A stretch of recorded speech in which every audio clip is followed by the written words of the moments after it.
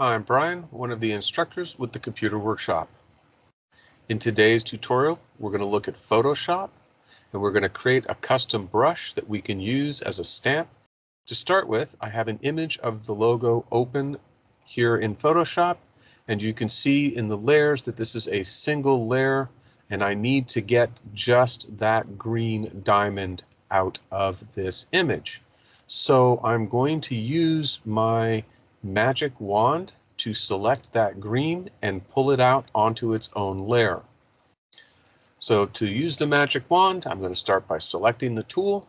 So now selecting the magic wand, I'm going to look at my options up above. And again, if you do not see your options, you would need to go to Window in the main menu and then scroll down and turn on the options.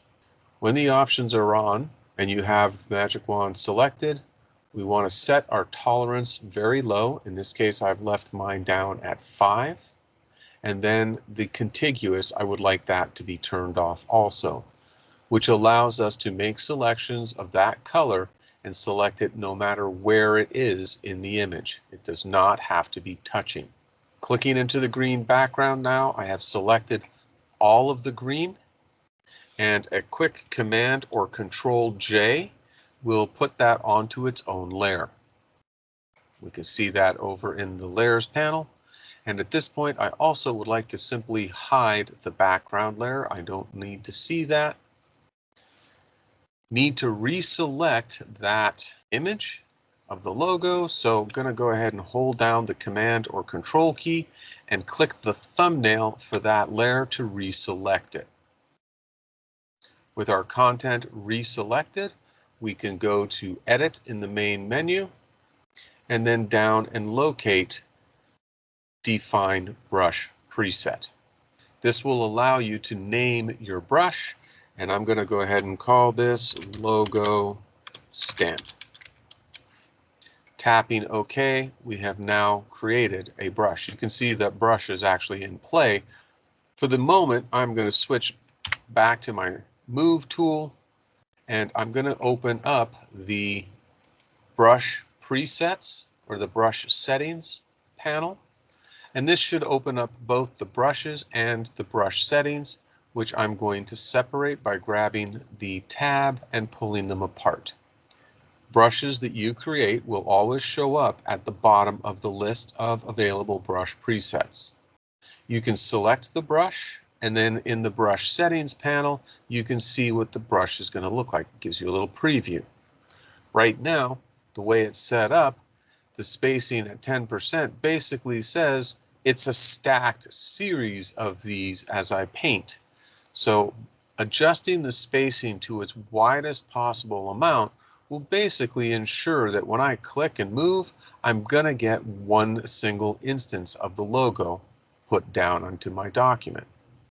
I do want to save this as the final brush, so I'm going to come back over to the Brush Presets panel, locate the Create New Brush button down at the bottom right of that panel, and give it a tap. And I'm going to use the same name, so I'm just going to take out that space 1. I'm going to use the same name, Logo Stamp. Tapping OK, we now have 2 versions of that brush.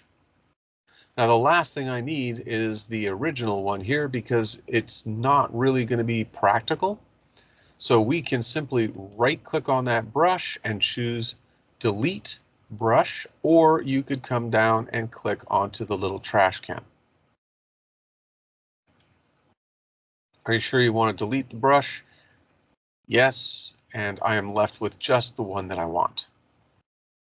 Now to see this brush in play, I'm going to open up or switch to an image file. So now with my other image up, I would like to apply the stamp. So to size the brush, I'm going to use my left and right brackets. Right bracket increases the size and left bracket decreases the size. Might want to consider making sure I'm choosing the correct color that I would like to have for my brush. So I will just pick a deep blue here, and I could just click on that and put it onto that same layer, but I'm going to choose to create a new blank layer. and then I can just click and put my stamp in place. This is a fantastic way for us to be able to watermark an image, or even just be able to brand it by stamping our logo onto any of our images. I hope that you've enjoyed today's tutorial. If you have, please go ahead and subscribe to our channel. You can also follow us on social media.